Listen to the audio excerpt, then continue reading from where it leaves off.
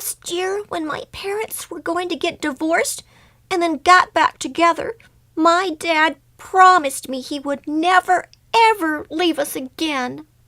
Oh, no. Are your parents arguing again?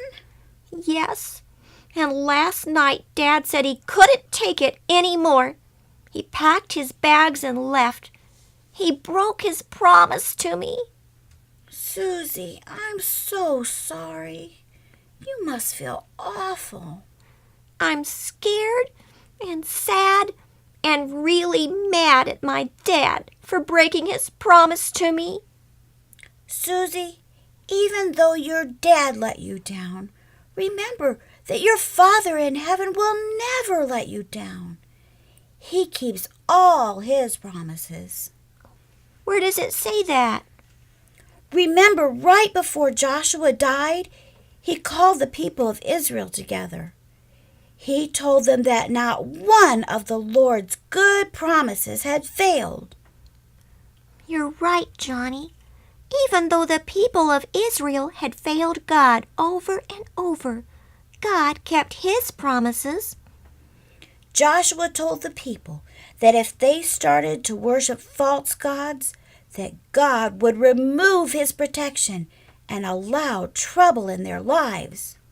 The people promised they would serve the Lord, but they didn't keep their promise. Even though they broke their promise many times, God still loved them. He allowed difficult things in their lives so they would turn back to him. God forgave the people of Israel over and over because of his great love. I'm glad God has a forgiving heart, and I'm glad we can depend on God to always keep his promises. I just wish my dad would keep his promise.